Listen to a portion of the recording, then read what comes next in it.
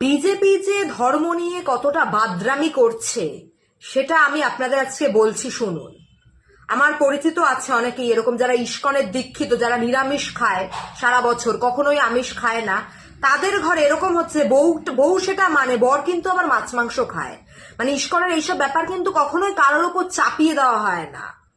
হ্যাঁ, আমার যে বান্ধবী আছে ইস্কনের, আমি তো কৃষ্ণ ভক্ত, আমার পরিচিত রয়েছে, তার বর মেয়ে তারা কিন্তু মাছ মাংস খায়।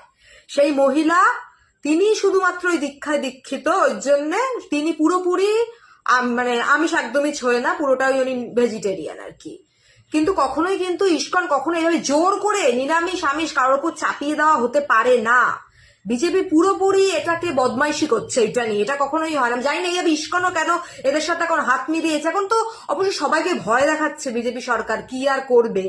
হ্যাঁ, মানে প্রতিটা বাচ্চা নিরামিষ খেতে চায়, এটা চাপিয়ে দেওয়া না, এরকম তো হয় না। এটা যারা ইস্কনের দীক্ষিত তাদের ঘরে হয় না, স্বামী মেয়ে অন্য ও মাছ মাংস খায়, আর সেখানে একটা স্কুলের প্রতিটা বাচ্চা ডিম খাবে না? এটা হতে পারে নাকি?